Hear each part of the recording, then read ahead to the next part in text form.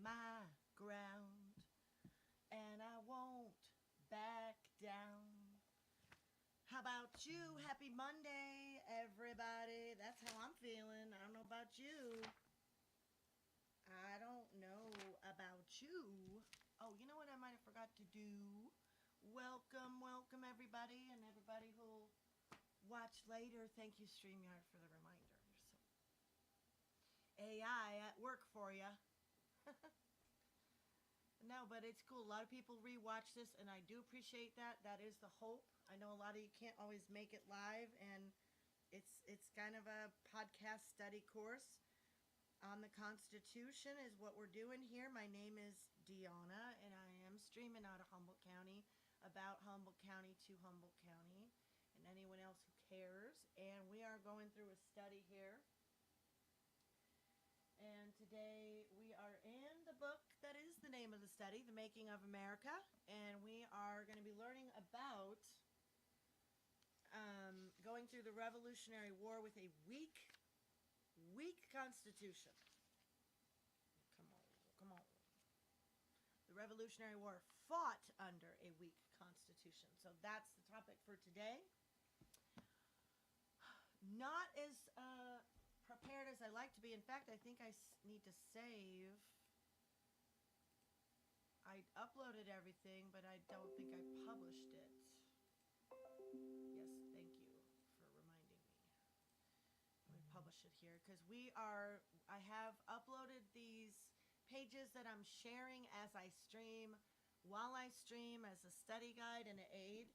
But I highly encourage you to get your own copy of this kit, like a couple of my friends did, including Nora. Hello, Nora. Good to see you. And so good. We're ready to go. We're on the study page. Let me show you where you can find it. Audio is very low. Okay. All right. Let me check that. Thank you for letting me know.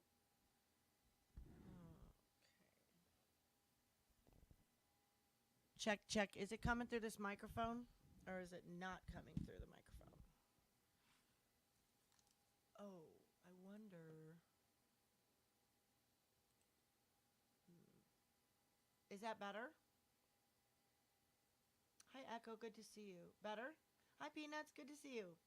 Thank you, guys. Oh, I so appreciate you all being here.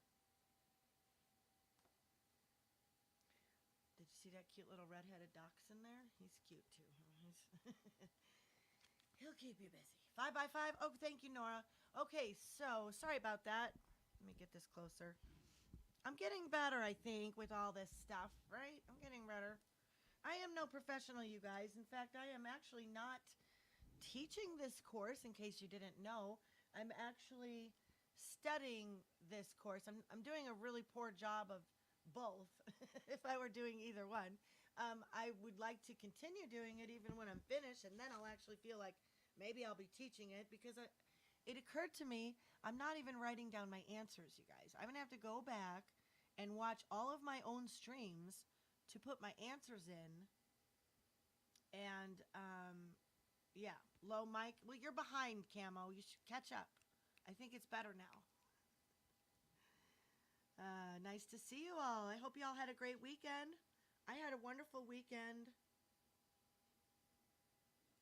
All right, we're 4 minutes in. Okay, I'm doing good. Okay, thank you. Good, okay.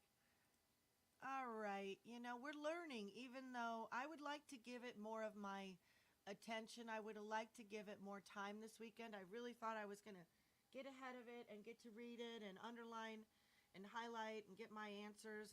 But a lot of times I'm just learning with you guys, and that's what I'm doing. You can follow the study on standuphumboldt.news. You can find that from .com as well, and vice versa. You can get back to both websites from there.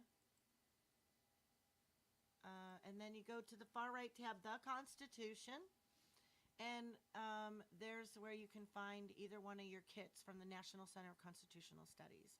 But if you cannot afford your kit and you really want to learn with me, then I have uploaded for you today this Whoopsie, what I do here? Oh, I thought I fixed that. Well, either way, we've got the questions above page 1, which is like big deal. We'll get that. We'll get both of these pages up, the questions and the reading assignment / answers, and we'll plug along here. We're going to do questions 7 through 12. So let's get started here.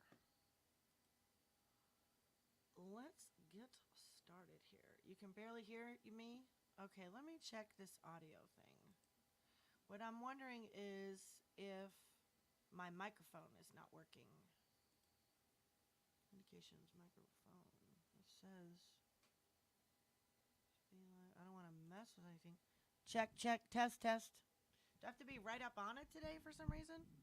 I usually don't have it super close to me, but I'm worried it's not coming through the microphone, but I don't know. Echo cancellation. Okay, maybe that might help too. Is that better? I'm sorry, you guys. Okay, we're 6.5 minutes in and we're ready to start. I hope this is going to be better. We're on session 6, lesson 28. It takes us about 3 to 5 lessons to get through a session. These are long sessions. So, question number 7. Describe how and when the Articles of Confederation came into being. What kind of republic did this document create? And so we're going to go here to these pages, and I'm actually going to read it from my book, so I don't want to get screen eyes right now.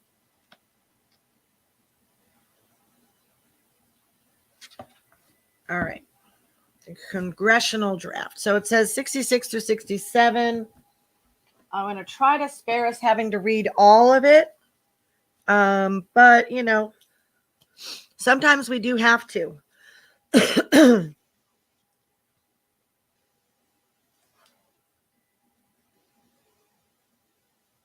When they came into being, what kind of republic did this create? Okay, when did they come into being? Who's got the answers? Here's a date I skimmed and saw about drafts here. How did we not do 65? Am I on the right page? 65 to 66. No, we need to go to this page. Where's our other page? Oh, page. Where'd you go? Where'd my other page go? Man. Oh, you're there. That's right. It's above here. Okay.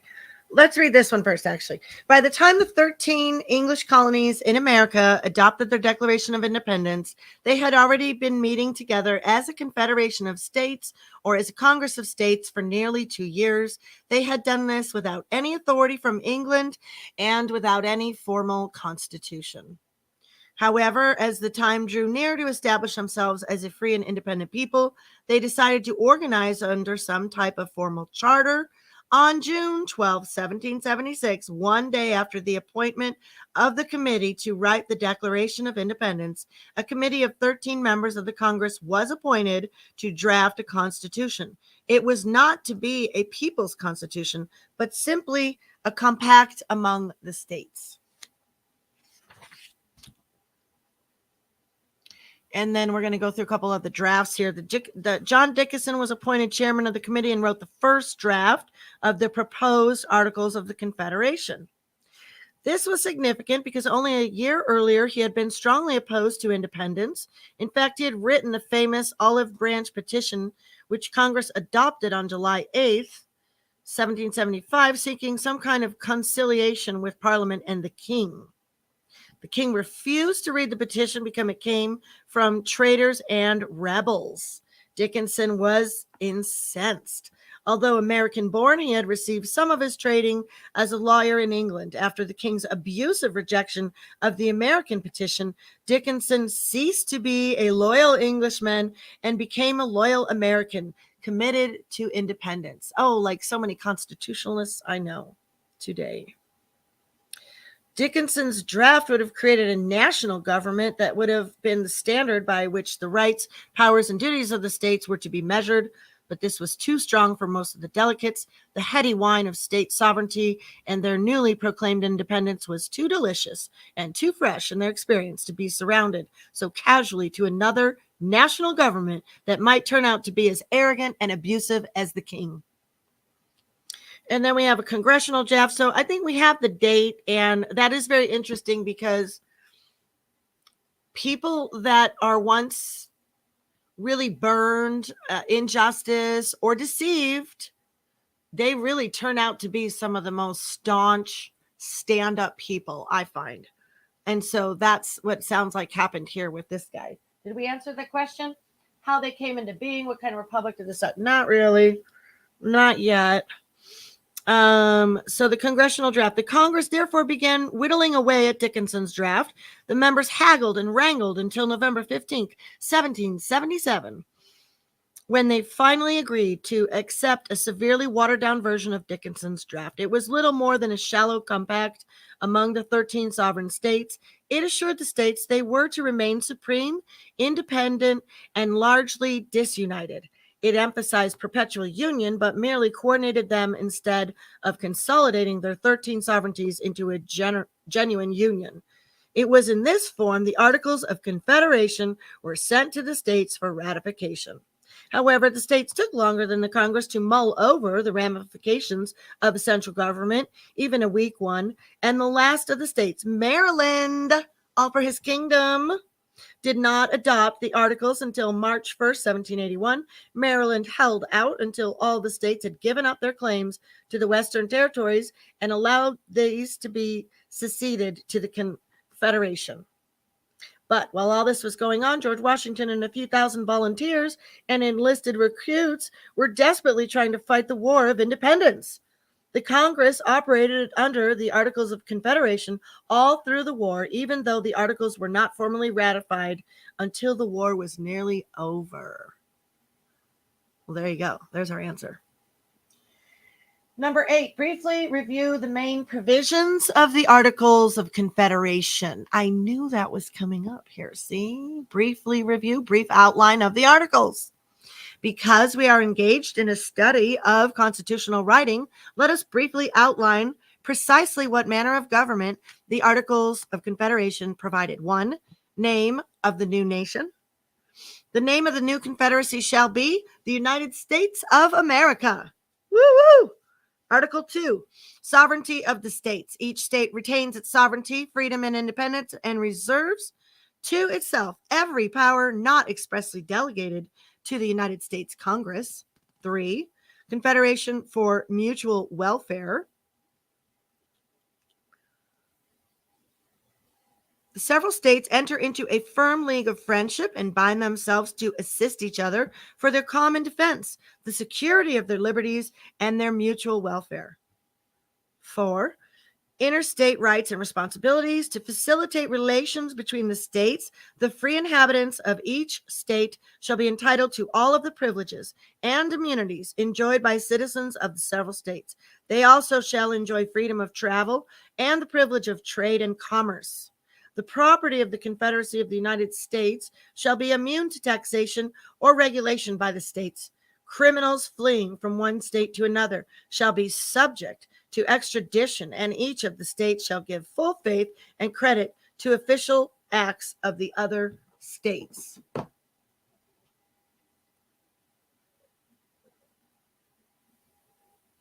hope you can hear me okay. Can you hear me okay?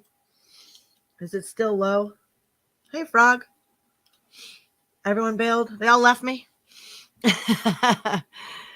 They're like, well, she didn't rant much. This is the boring part. We're out of here. That's okay. They'll come back later. They'll come back later when they're really, really bored. Maybe somebody went live. Okay.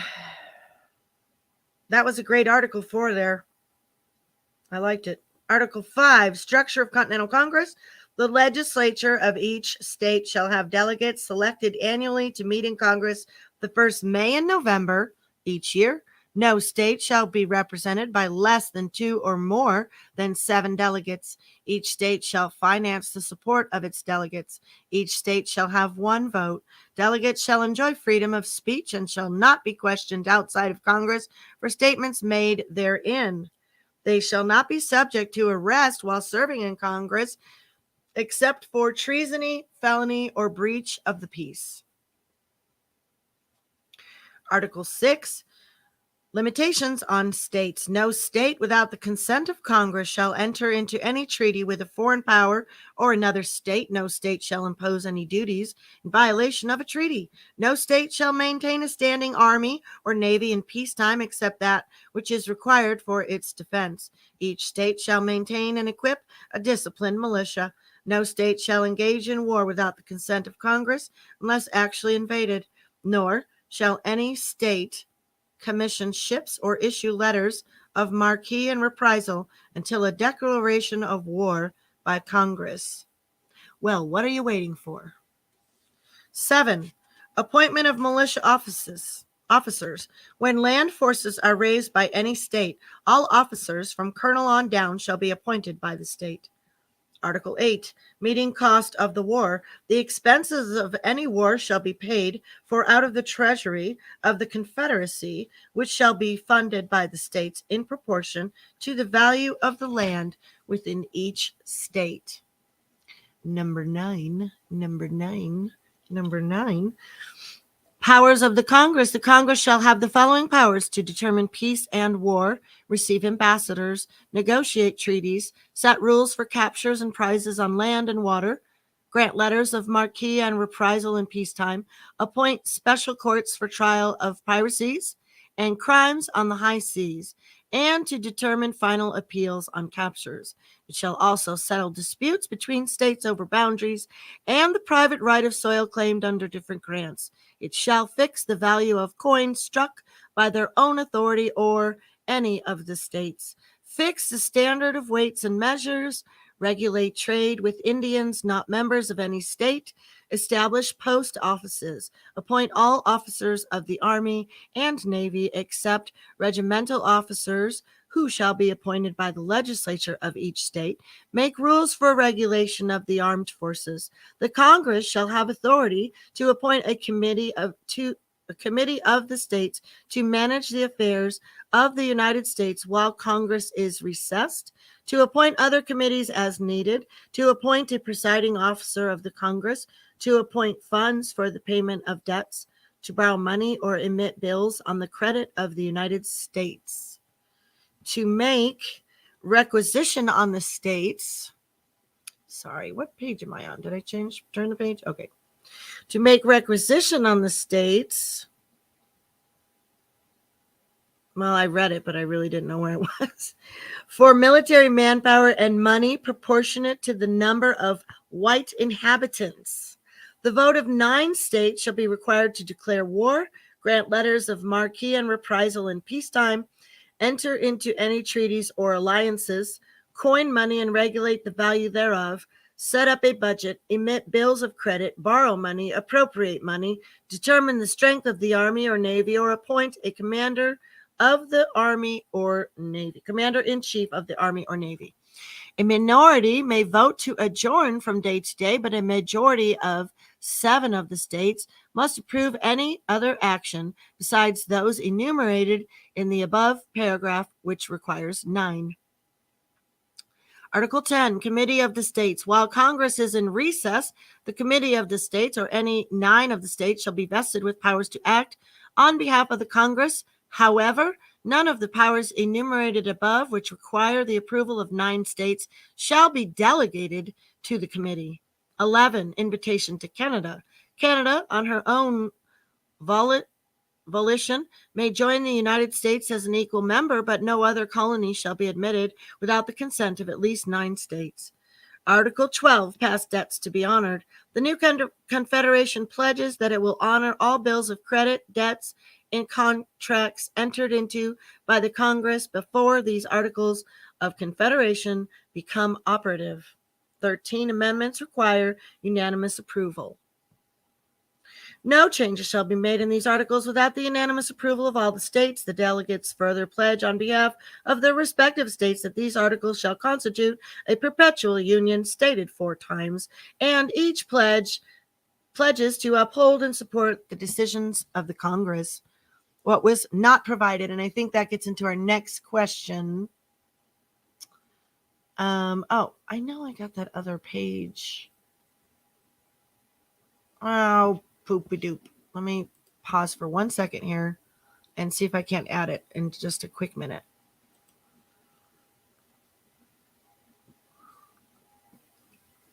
What's going on? What's Frog doing? Sounds like he's being naughty. Meet me behind the school, Frog, Kamala says. Okay, give me 1 second. I want to upload the second page of questions for you guys, which I'm sure I sent to myself in an email. I'm sure I did. Let's see if I can't get it in here.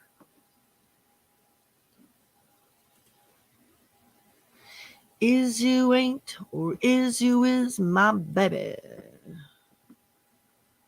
Come on. Internet's super slow today. I hope I'm not laggy. All right, let's see if we can. I know the next question. Briefly review the main provisions. I didn't want to do it briefly. I wanted to do it full on. That's what we need right now, isn't it? It wasn't time for brief. Oh, list 6 vital powers. Well, we already just read. Didn't we just read all those? Nope, we didn't. We're going to. We're reading the vital powers next, but here we go. Let me add this page so you can see the questions too. Where did you go? Oh, there you are.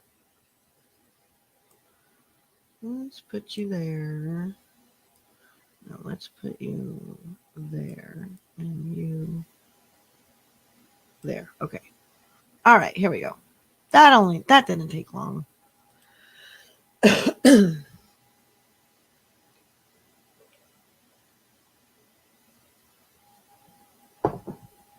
All right, let's see. That didn't take long. Now let's see. If I refresh it, then the other page will be here. Ta-da! Little blurry. List 6 vital powers of government which were not included, the absence of which nearly resulted in the loss of the Revolutionary War. Okay, here we go. What was not provided? In peacetime, the provisions of the Articles of Confederation may have held up fairly well for a considerable number of years. However, under the exigencies of the Revolutionary War, their weakness became glaringly apparent almost immediately. First of all, they did not provide for any executive to speak with one voice for all of the states in time of emergency. Second, they did not provide for a federal judiciary with general jurisdiction to handle federal cases other than those involving boundary disputes, piracies, and crimes on the high seas. Watch for piracy crimes now. Third, they did not provide for any means of enforcing the decrees of Congress except by sending out an army to declare war on an offending state. Fourth, they did not provide for any power to regulate. Oh, 1 second. Let me turn that off. They did not provide for any power to regulate interstate commerce. After the Revolutionary War, this problem became the fuse which could have blown the United States to pieces. Get out of here, all these notices.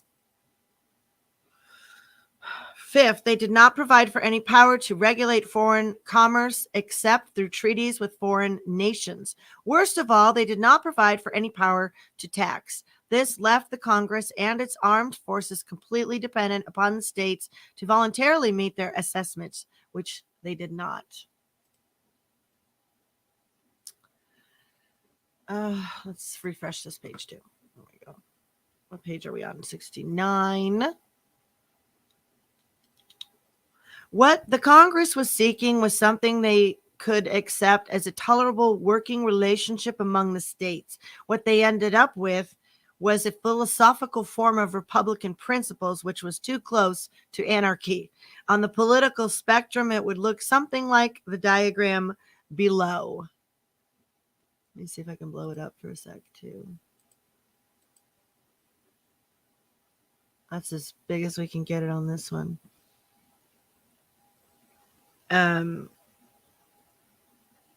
Yeah, it is. They're showing the scale, and the Articles of Confederation are showing it closer to anarchy on a graph. And underneath it, they're showing individual, family, township, county government, state government. Under all of that, it's interesting. Okay. In spite of their deficiencies, however, the articles were brilliant as far as they went. They actually contained some of the most essential elements that were later incorporated in the Constitution of 1787.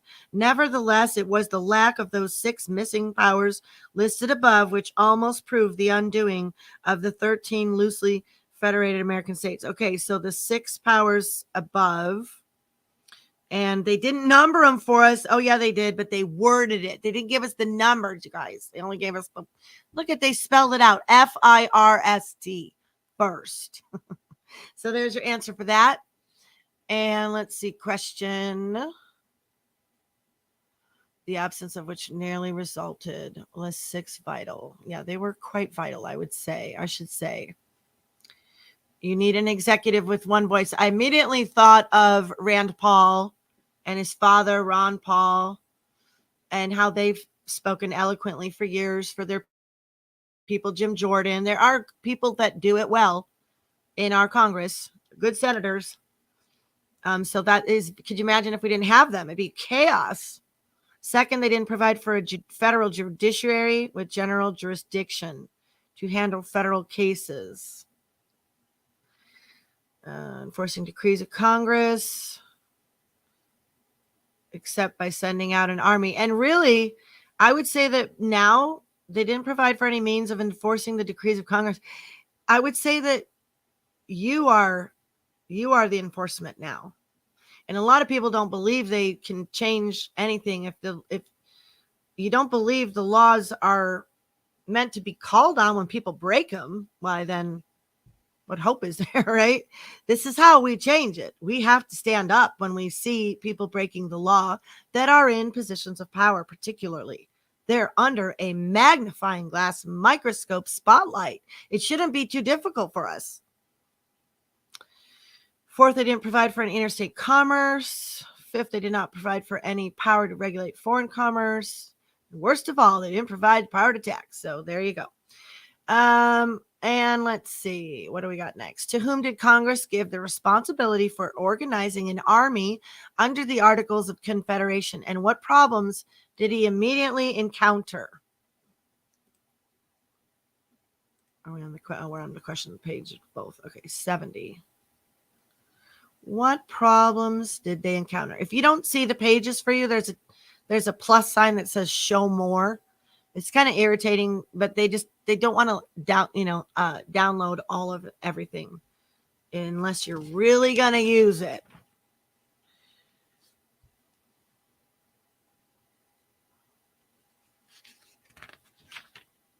The British leaders quickly perceived the weakness of the American political structure and recognized the well-nigh hopeless task of mobilizing the resources of a people trying to operate as 13 independent sovereign states. In fact, from the Crown's point of view, this blustering, ridiculous charade of so-called American independence seemed like nothing more than the arrogant impudence of a colonial tributary.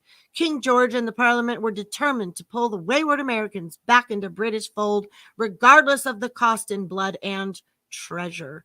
Several times they almost succeeded. Washington's anguish in trying to survive under these articles. And that is our next question. Let's see. Whom did he give responsibility under the Articles of Confederation? What problems did he immediately Congress give? So let's see here. The answer's supposed to be in page 70 and 71 to 72. We'll see. The war lasted 8 long, weary years. The greatest frustration for the armies in the field was the stubborn reluctance of the prosperous states to fill their assessments of men, food, money, and arms, which had been assigned to them by the Congress. There was nothing the Congress could do about it but plead. The articles gave them no enforcement power whatsoever. This left men on the battlefield who were doing the bleeding and the dying, too few in number, too exposed to the freezing cold, with too few guns to share, too little clothing, too few tents and blankets to cover them, too few rounds of ammunition for fighting, and often too many fronts on which to fight with such meager, miserable resources. But the Revolutionary War demonstrated what strong men and women will do for the cause of liberty.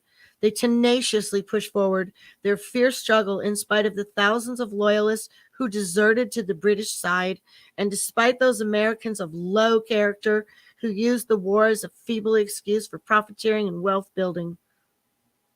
Let me read that again. Despite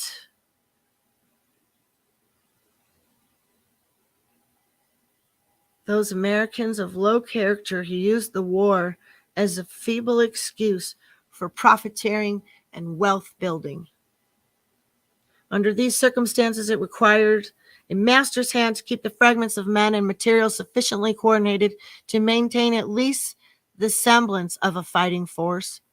That tremendous task fell on the courageous tenacity and instinctive talents of a professional farmer from Virginia who had received practically all of his training merely as a militia officer on the Appalachian frontier. George Washington. Washington was a member of the Congress at the time. He was drafted to serve as the commander-in-chief of the Continental Army of the United States. The date was June 15, 1775. Following his appointment, Washington proceeded north and arrived in Cambridge on July 2nd. Well, it has to be Congress. The Congress had given him an army, but he actually found himself in charge of a hardy, noisy band of unorganized farmers, sailors, merchants, mechanics, and roustabouts. Wow, it sounds like a lot of the guys I heard some pastors knocking on today. I was listening in to a message, and it was amazing what they were focusing on. This was typical of the task Congress would be handling Washington for the next 8 years. Monumental assignments with skimpy resources to achieve them. Washington learned that this ragtag army had done some rather incredible things, but in a non-military and unprofessional way. Rude lines of fortifications had been put together around Boston, but they had been erected rather crudely and without competent army engineers to guide them. Huh? A few officers were looking after the commissionary department, but there was no one in charge.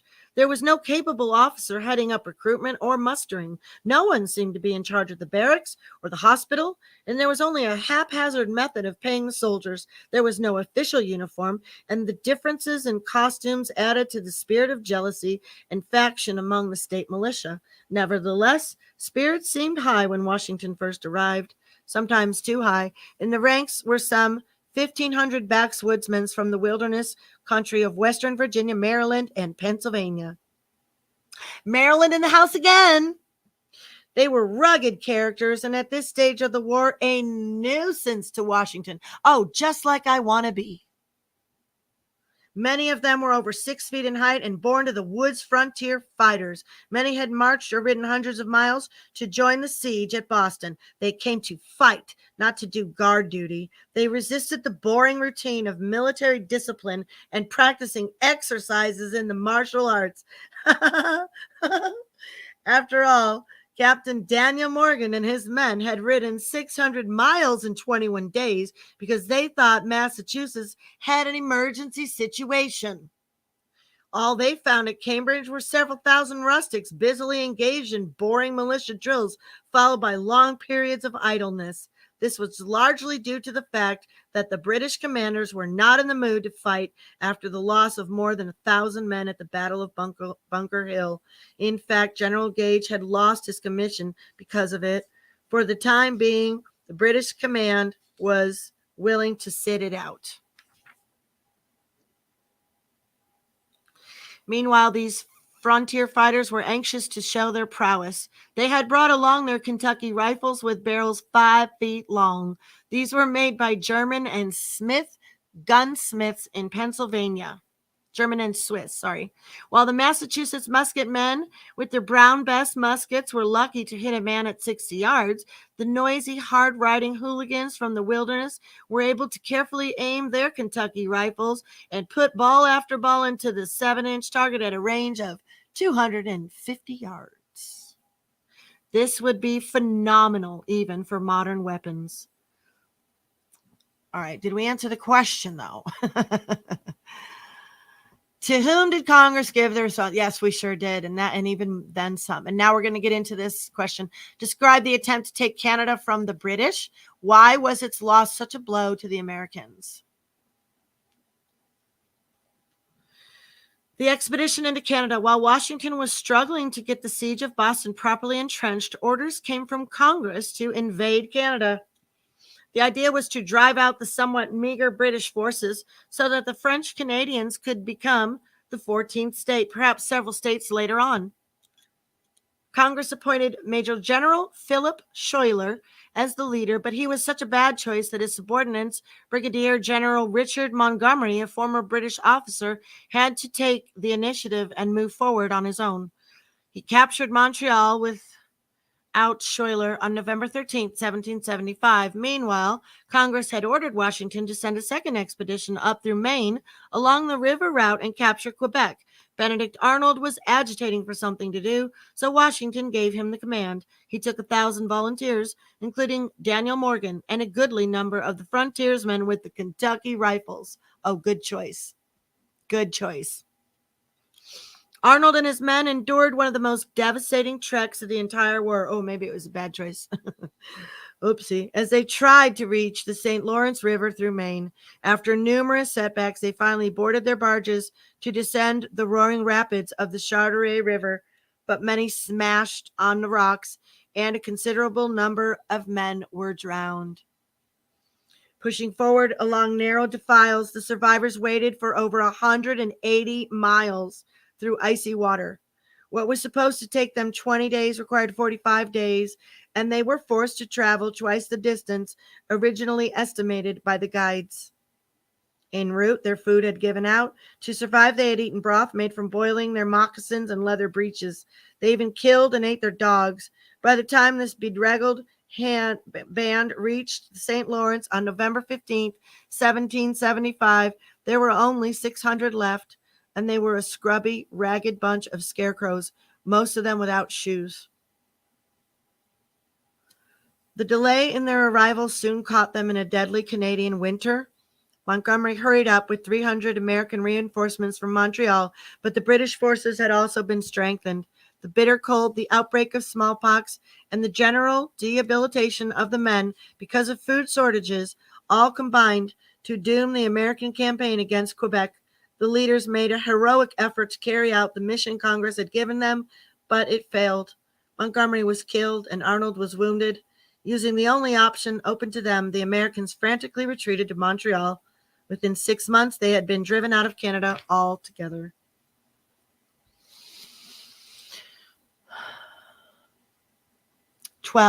Last question. Describe the difficult but miraculous experience that made possible the liberation of Boston.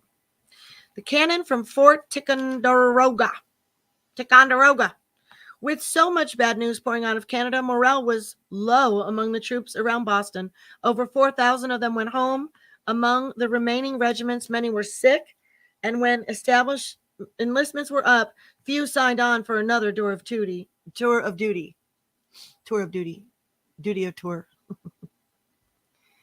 are we? Here we are.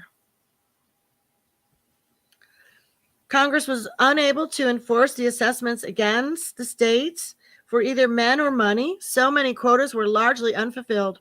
Congress wanted Boston liberated, but Washington found himself too weak to force its surrender. For this new commander, it was a bleak winter, the first of many.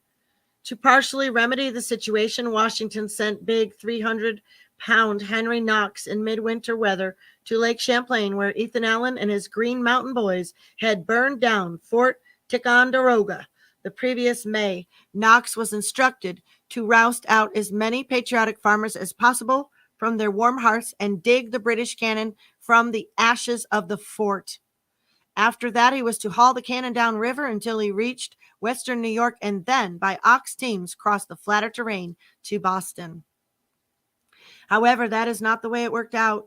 Knox recovered 59 pieces of ordnance. Some were 24-pound cannon and some stubby little mortars. But when he put the heavier cannon on barges, they sank to the bottom of the lake.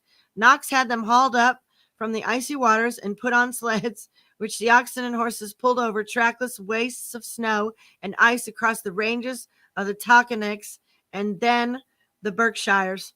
Some of the animals died in their traces. Even Knox himself fastened a harness to his huge frame and helped pull some of his teams up and over the summits. On January 18th, the weary convoy struggled into the Boston siege camp, and Washington was jubilant. About the same time, some new recruits started arriving from some of the other states. It began to look as though Washington would have an army by spring after all. On the cold winter night of March 2nd and 3rd, Washington had the larger cannon mounted on Dorchester Heights, southeast of Boston. At the same time, he ordered a light bombardment of Boston from the west each night to distract the British and their test of firepower. On the night of March 3rd, the American cannon boomed out their warning message most of the night. By morning, the British were able to see the cannon mounted on Dorchester Heights, and this created a high state of alarm among the British ranks.